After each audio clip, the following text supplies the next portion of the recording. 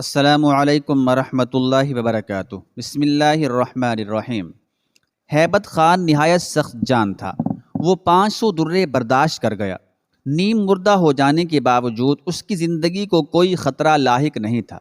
جب بلبن کو یقین ہو گیا کہ ہیبت خان کو موت نہیں آئے گی تو اس نے بیوہ عورت سے مخاطب ہو کر کہا، ہیبت خان سزا سے پہلے میرا غلام تھا، لیکن اب یہ تیرا غلام ہے۔ میں اس کی زندگی پر تجھے مکمل اختیار دیتا ہوں۔ تو چاہے اسے قتل کر دے یا بخش دے، تیرے فیصلے پر کوئی اثر انداز نہیں ہوگا۔ سلطان غیاث الدین بلبن کی اسی عدل و انصاف کے شور سے ہندوستان کا گوشہ گوشہ گونج رہا تھا، مگر جب ایک نوجوان شجاع الدین کامران کا مقدمہ بلبن کی عدالت میں پیش ہوا تو وہ انصاف سے کام نہ لے سکا اور اس سے بڑی خوفناک غلطی ہو گئی۔ شجاع الدین کامران نسلاً راجپوتوں کے ایک جنگجو گھرانے سے تعلق رکھتا تھا۔ اس کے آباء و اجداد صدیوں سے دہلی میں آباد تھے اور اس کے بزرگوں کی خون آشام تلواروں نے برہمنوں کے مذہب کو تحفظ فراہم کر رکھا تھا، مگر جب ترائن کی جنگ میں شہاب الدین غوری نے پرتھوی راج چوہان کے سر سے تاج زر نگار چھین کر اسے زنجیر غلامی پہنا دی اور پھر غزنی لے جا کر قتل کر ڈالا تو دہلی کے راجپوتوں میں صف ماتم بچھ گئی۔ برہمنی اقتدار پارا پارا ہو گیا اور شہاب الدین غوری کے غلام قطب الدین ایبک نے یلغار کر کے دہلی سے بھی اس کی آزادیاں چھین لیں۔ راجپوتوں کو مکمل شکست ہو گئی اور سر بلند قوم کو اپنی جن شمشیروں پر ناز تھا وہ یا تو مسلمانوں کے آہنی ارادوں سے ٹکرا کر ٹوٹ گئیں یا پھر انہیں ذلت و بربادی کے زنگ نے چاٹ لیا۔ راجپوتوں کو اپنی اس شکست پر ملال بھی تھا اور حیرت بھی۔ ان کے تصورات میں بار بار وہ منظر ابھر رہا تھا جب پرتھوی راج چوہان نے شہاب الدین غوری کو 587 ہجری میں میدان جنگ سے فرار ہونے پر مجبور کر دیا تھا۔ دہلی اور اجمیر کے راجپوت سوچ بھی نہیں سکتے تھے کہ یہ زخمی شیر دوبارہ اس طرح پلٹے گا اور اپنی ہی طرح بہادر دوسرے شیروں کی ایک پوری فوج کو نگل جائے گا۔ دہلی کے راجپوتوں کے خیال میں یہ ایک انہونی تھی، مگر ہو کر رہی۔ پھر یہ خبر بھی دہلی میں عام ہو گئی کہ راجپوتوں کی اس شکست کے پیچھے ایک مسلمان درویش حضرت خواجہ معین الدین چشتی اجمیری رحمۃ اللہ علیہ کا ہاتھ ہے۔ پرتھوی راج انہی درویش کے ساتھ بے ادبی سے پیش آیا تھا اور پھر اسی گستاخی کے جواب میں حضرت خواجہ غریب نواز رحمۃ اللہ علیہ نے فرمایا تھا، ہم نے بحکم خدا پرتھوی راج کو زندہ گرفتار کر کے شہاب الدین غوری کے حوالے کر دیا۔ اجمیر کے راجپوتوں نے مسلمان درویشوں کے ان کلمات کا بہت مذاق اڑایا تھا، مگر جب آسمانی فیصلہ زمین پر نازل کیا گیا تو حضرت خواجہ رحمۃ اللہ علیہ کی پیش گوئی کا ایک ایک حرف درست ثابت ہوا۔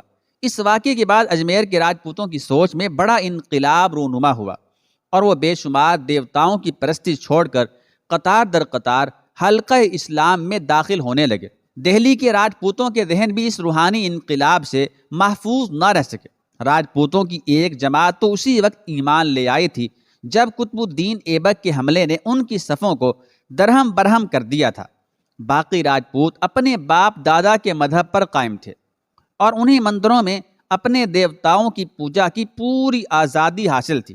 راجپوتوں کو مسلمانوں کے اس کردار نے بھی متاثر کیا تھا کہ جن ہندوؤں کی شمشیریں بے نیام تھیں، مسلمان صرف انہی سے برسرے پیکار تھے، اور جن بت پرستوں نے اپنی تلواریں زمین پر پھینک کر قطب الدین ایبک سے امان طلب کی تھی، انہیں اس طرح معاف کر دیا گیا تھا کہ ان کی جانیں بھی محفوظ تھیں اور عزت و آبرو بھی۔ نہ ان کی عبادت گاہوں کو کوئی خطرہ تھا اور نہ ان کے مذہبی عقائد کو کوئی خطرہ تھا۔ راجپوتوں نے صرف اپنا اقتدار کھویا تھا، باقی زندگی کے تمام معمولات میں انہیں وہی آزادی حاصل تھی جس کا مطالبہ انہوں نے پرتھوی راج چوہان کے دور حکومت میں کیا تھا۔ شجاع الدین کامران کا دادا بھیم سنگھ چوہان بھی بہت غور سے اس عظیم انقلاب کا مشاہدہ کر رہا تھا۔ اس کی بیوی کلاوتی نے اس سے کہا، ہمارے بیشتر ہم قوم ایک ایک کر کے اپنے بزرگوں کا مذہب چھوڑتے جا رہے ہیں۔ مسلمانوں کے حسن سلوک اور رواداری نے ہمیں بھی متاثر کیا ہے، پھر ہم کس چیز کا انتظار کر رہے ہیں؟ راجپوت بھیم سنگھ کچھ دیر تک حیرت سے اپنی بیوی کا چہرہ دیکھتا رہا اور پھر انتہائی درست لہجے میں کہنے لگا، تم ایک راجپوت کی بیٹی ہو اور ایک راجپوت کی شریک حیات ہو۔ تم نے ایک غیور اور جرت مند قوم کی کوکھ سے جنم لیا، اس قوم کی آغوش میں تربیت پائی، لیکن آج تمہاری گفتگو بزدلی اور کم ہمتی کی ترجمانی کر رہی ہے۔ تمہارے دل و دماغ پر مسلمانوں کی وقتی فتح کے اثرات ہیں اور اپنی قوم کے چند گمراہ لوگوں کی روش کو دلیل بنا کر میرے سامنے پیش کر رہی ہو، مگر اتنا سمجھ لو کہ میں اپنے باپ دادا کے مذہب سے بے وفائی نہیں کروں گا، چاہے ایک ایک راجپوت دیوتاؤں سے کیا ہوا عہد توڑ دے اور اس ہجوم میں شامل ہو جائے جو نصرت و کامرانی کے نشے سے سرشار ہے۔ مجھے بھگوان نے ایک راجپوت کی حیثیت سے پیدا کیا ہے، میں اپنی آخری سانس تک اپنی پہچان برقرار رکھنے کے لیے اس لباس میں زندہ رہنا چاہتا ہوں، پھر مجھے موت آ جائے، مقدس آگ میرے جسم کو پھونک ڈالے اور پھر جمنا کا پانی میری راکھ کو بہا کر لے جائے۔ بھیم سنگھ نے نہایت سختی سے اپنی بیوی کے مشورے کو جھٹلا دیا تھا۔ سلطان شمس الدین التمش رحمۃ اللہ علیہ ایک درویش صفت حکمران تھے۔ ان کی رحم دلی اور انکسار نے دشمنوں کے ساتھ ان غیر مسلموں کو بھی متاثر کیا جو اب تک ایمان نہیں لائے تھے۔ التمش کے تخت نشین ہوتے ہی حلقہ کفار میں عجیب سی لرزش پیدا ہوئی اور بھیم سنگھ کا بیٹا پرتاپ سنگھ بھی اپنے باپ کا ہم خیال تھا، اس لیے بیچاری کلاوتی بہت زیادہ پریشان نظر آتی تھی۔ باپ اور بیٹے دونوں نے مل کر اس کا جینا دشوار کر دیا تھا۔ بھیم سنگھ اور پرتاپ سنگھ راجپوتوں کی مکمل شکست کے باوجود نئے زمانے کا خواب دیکھ رہے تھے، وہ زمانہ جو راجپوتوں کو ان کا کھویا ہوا اقتدار لوٹا دے گا اور مسلمانوں کو ان کے وطن غزنی کی طرف واپسی کے لیے مجبور کر دے گا۔ مگر حالات اس کے برعکس تھے۔ قطب الدین ایبک کو مسلسل فتوحات حاصل ہو رہی تھی اور ہندوؤں کی دھرتی ماں پیہم مسلمانوں کے قدموں کے نیچے روندی جا رہی تھی۔ اجمیر سے برابر خبریں آ رہی تھیں کہ راجپوتوں کا اصل مرکز مسلمان درویش کے سامنے جھکا جا رہا ہے۔ کلاوتی ان اطلاعات کو بہت غور سے سنتی اور پھر اپنے شوہر کو منتقل کر دیتی کہ شاید اس طرح ان کے فیصلے بدل جائیں۔ ایک دن اس نے بھیم سنگھ اور پرتاپ سنگھ سے نئی بیواؤں کا ذکر کرتے ہوئے کہا، موسم بہت تیزی سے بدل رہا ہے، دوسرے راجپوت بزدل نہیں ہیں کہ وہ عرب سے آنے والی ہواؤں کا خیر مقدم کر رہے ہیں۔ ان ہواؤں کی تاثیر ہی یہ ہے کہ جلتی ہوئی روحیں شگفتہ و شاداب ہو جاتی ہیں۔ اگر یہ جنگ فوجوں کی کثرت سے جیتی جا سکتی تو مسلمان بھی فاتح قرار نہیں پاتے۔ وہ تعداد میں ہندوؤں سے بہت کم ہیں اور ان کی شمشیروں کی کاٹ بھی دنیا سے نرالی نہیں، پھر ایسا کیوں ہو رہا ہے؟ بھیم سنگھ جھنجھلا کر اپنی بیوی سے پوچھتا ہے۔ یہ سب کچھ اس درویش کی تعلیمات کا اثر ہے، کلاوتی اپنے شوہر کو جواب دیتی۔ اس کے اخلاق کی شمشیر کا زخم کبھی نہیں بھرتا، وہ چاہے تو پورے ہندوستان سے تنہا جنگ کر سکتا ہے، اسے تمہارے تمام لشکر مل کر بھی شکست نہیں دے سکتے۔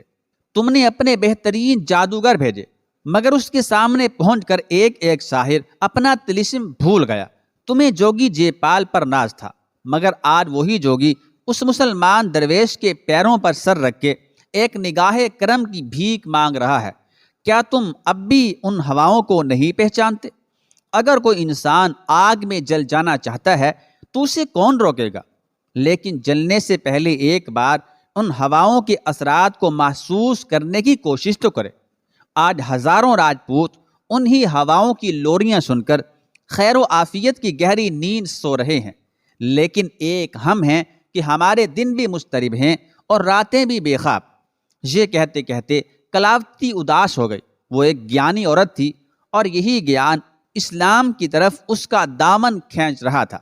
پھر جب قطب الدین ایبک رحمۃ اللہ علیہ کا انتقال ہوا تو راجپوت بھیم سنگھ نے اپنی بے پناہ خوشی کا اظہار کرتے ہوئے کہا، مسلمانوں کا سلطان مر گیا، اب تم دیکھو گی کہ چند روز میں یہ سلطنت بھی بکھر جائے گی، پھر وقت میرے خوابوں میں رنگ بھرے گا، مندروں کی گھنٹیاں اسی زور و شور سے بج اٹھیں گی اور برہمن اسی طرح ہمیں دیوتاؤں کی عظمت کے گیت سنائیں گے۔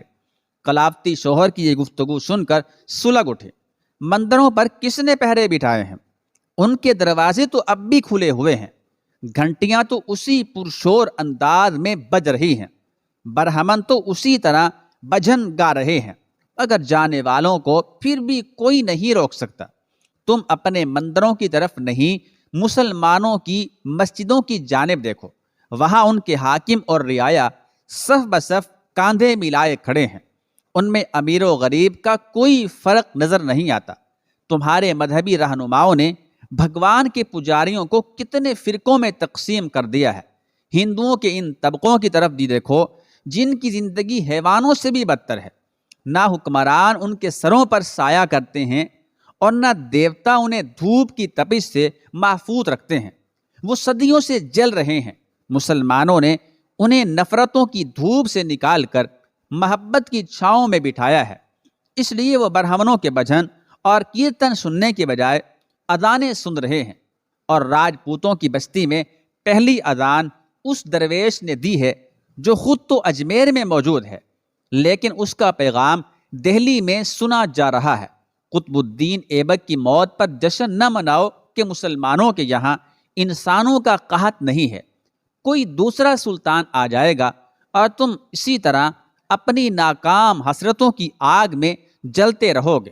کلاوتی انتہائی جوش اضطراب میں بول رہی تھی، مگر بھیم سنگھ اور پرتاپ کے دلوں پر اس کی باتوں کا کوئی اثر مرتب نہیں ہو رہا تھا۔ دونوں باپ بیٹے کے دل پتھر کے تھے جن سے ٹکرا کر ہر بار کلاوتی کے نرم و نازک الفاظ ٹوٹ جاتے تھے۔ گردش روز و شب جاری رہی اور وقت تیز رفتاری کے ساتھ گزرتا رہا۔ قطب الدین ایبک کے انتقال کے بعد اس کا بیٹا آرام شاہ تخت دہلی پر جلوہ افروز ہوا، مگر وہ ایک نااہل حکمران تھا۔ آرام شاہ کی حماقتوں کے سبب ایک ہی سال کے اندر تمام ملک انتشار کی نظر ہو گیا۔ بالآخر امراء نے ایک متفقہ فیصلے کے تحت آرام شاہ کو معزول کر دیا اور اس کی جگہ قطب الدین ایبک کے منہ بولے بیٹے اور داماد شمس الدین التمش کو تخت دہلی پر بٹھا دیا۔ التمش ان دنوں بدایوں میں تھا۔ امراء نے اسے خط لکھ کر بلایا، وہ خط ملتے ہی فوراً دہلی پہنچا اور سلطنت پر قابض ہو گیا۔ جب آرام شاہ کو امراء کے ارادے اور التمش کی آمد کی خبر ہوئی تو وہ شہر سے نکل کر دہلی کے ایک قریبی علاقے میں خیمہ زن ہو گیا، اور جس وقت اسے یہ اطلاع ملی کہ التمش اس کے تخت پر قابض ہو گیا ہے تو اس نے اپنے باپ کے چند وفادار سرداروں سے مدد مانگی۔ قطب الدین ایبک کے کچھ امراء جو سیاسی بصیرت نہیں رکھتے تھے آرام شاہ کے ساتھ تعاون کرنے پر آمادہ ہو گئے۔ آرام شاہ ایک بڑا لشکر لے کر دہلی پر حملہ آور ہوا۔ التمش نے بڑی مردانگی کے ساتھ مقابلہ کیا، یہاں تک کہ اسے عظیم الشان فتح حاصل ہوئی اور آرام شاہ میدان جنگ سے فرار ہو گیا۔ اس فتح کے بعد شمس الدین التمش کو ہندوستان کا با اختیار بادشاہ تسلیم کر لیا گیا۔ آرام شاہ نے 1 سال سے کچھ کم مدت تک حکومت کی۔ شمس الدین التمش ایک درویش صفت حکمران تھا۔ اس کی رحم دلی اور انکسار نے دشمنوں کے ساتھ ان غیر مسلموں کو بھی متاثر کیا جو اب تک ایمان نہیں لائے تھے۔ التمش کے تخت نشین ہوتے ہی حلقہ کفار میں عجیب سی لرزش پیدا ہوئی اور ایک بار پھر بے شمار ہندوؤں نے اپنے ماتھوں کا قشقہ کھرچ ڈالا اور گردنوں میں پڑی ہوئی زنات توڑ کر پھینک دی۔ جب التمش کے حسن اخلاق کا چرچا عام ہوا تو کلاوتی نے اس صورتحال سے فائدہ اٹھانے کی کوشش کی اور ایک دن اپنے شوہر کو مخاطب کرتے ہوئے کہا، قطب الدین ایبک دنیا سے رخصت ہوا تو شمس الدین التمش نے عنان حکومت سنبھال لی۔ جانے والے سے آنے والا زیادہ بڑا انسان ہے۔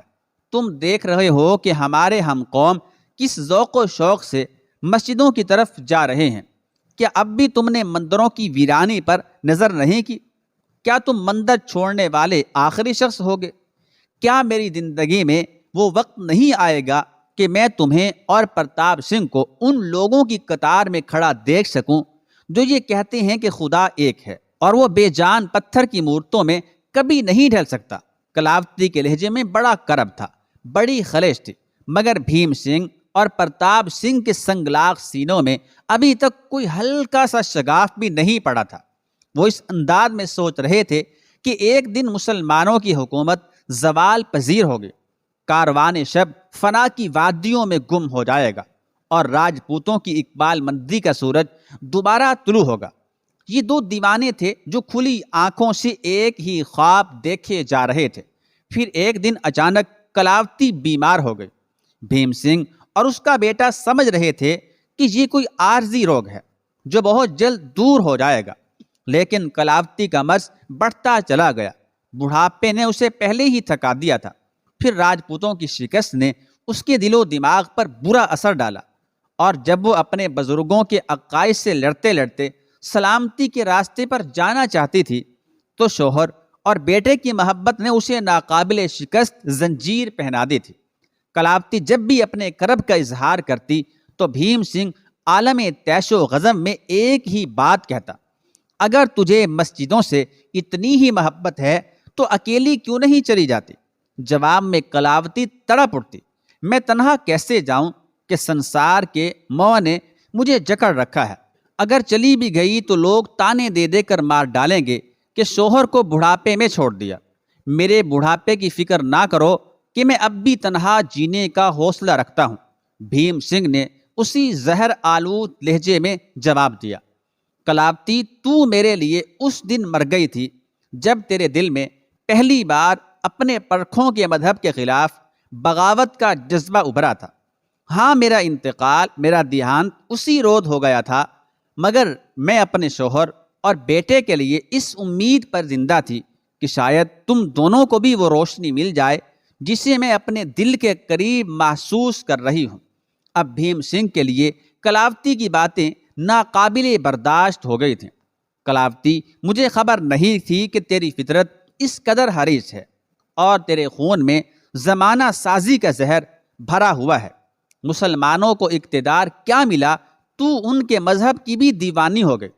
یہ بدعہدی ہے، یہ نفاق ہے جسے بھگوان کبھی معاف نہیں کریں گے، اور میں خود بھی معاف نہیں کروں گا۔ میرا دل چاہتا ہے کہ تیرا گلا وقت سے پہلے گھونٹ کر تجھے موت کی گہری نیند سلا دوں۔ بھیم سنگھ کے ہونٹوں سے نفرت کی آگ برس رہی تھی۔ تجھے راجپوتوں کی تاریخ تو یاد ہوگی کہ جب وہ اپنے دشمن سے مقابلہ کرنے کے لیے گھروں سے نکلتے اور اگر انہیں یہ اندیشہ لاحق ہوتا کہ دشمن غالب آ جائیں گے تو وہ اپنے مکانوں کو آگ لگا دیتے اور اپنی بیویوں کو اس خوف سے جلا ڈالتے کہ دشمنوں کے سیاہ ہاتھ ان کی عزت و آبرو کے دامن تک نہ پہنچ سکیں۔ یہ بھی ایک ایسی ہی جنگ ہے۔ دشمن تیرے دل و دماغ پر قبضہ کرنا چاہتے ہیں۔ اس سے پہلے کہ تو مسلمانوں کا مذہب اختیار کر کے اپنے دھرم سے بے وفائی کرے، میرا دل چاہتا ہے کہ تجھے بھی آگ کا ایندھن بنا ڈالوں۔ بھیم سنگھ جوش جذبات میں اپنے ہوش و حواس کھو بیٹھا تھا۔ باپ کی یہ وحشیانہ کیفیت دیکھ کر بیٹے پرتاپ سنگھ کا دل پگھلنے لگا۔ آج پہلی بار اسے اپنی ماں پر ترس آ رہا تھا۔ پتا جی، آپ یہ کیسی سنگ دلانہ گفتگو کر رہے ہیں؟ اگر ماتا جی کے نظریات سے آپ کو اتنی ہی نفرت ہے تو پہلے اجمیر اور دہلی کے ان ہزاروں راجپوتوں کے گھروں کو آگ لگائیں جو علل اعلان مسلمانوں کے مذہب میں داخل ہو چکے ہیں۔ یہ کہاں کا انصاف ہے کہ وہ آپ کی محبت میں اپنے نظریات کی مسلسل قربانی دے رہی ہے اور آپ ان کی زندگی کا خاتمہ کرنے کے بارے میں سوچ رہے ہیں۔ پرتاپ سنگھ کا لہجہ باغیانہ تو نہیں تھا، مگر اس کی گفتگو سے سرکشی کے آثار نمایاں ہو چلے تھے۔ جوان بیٹے کے بگڑے ہوئے تیور دیکھ کر باپ کو ہوش آ گیا۔ پھر وہ خاموشی سے اٹھ گیا اور کلاوتی کی حالت روز بروز بگڑتی چلی گئی۔ پھر وہ لمحات بھی آ گئے جب کلاوتی کی سانسیں اکھڑنے لگیں۔ شوہر بھیم سنگھ اور بیٹا پرتاپ سنگھ دونوں اس کے سرہانے بیٹھے تھے۔ ان دونوں کے علاوہ خاندان کے چند بوڑھے مرد اور عورتیں بھی کلاوتی کے آخری وقت میں موجود تھیں۔ جب بوڑھی عورت کے تنفس میں انتشار پیدا ہو گیا اور زندگی کا کوئی امکان باقی نہیں رہا تو کلاوتی نے نحیف آواز میں شوہر کو پکارا: میرے قریب آؤ، ایسا لگتا ہے کہ میں زندہ نہیں بچوں گی۔ کلاوتی نے اپنی اس کیفیت کا اظہار کیا جس سے وہ دوچار تھی۔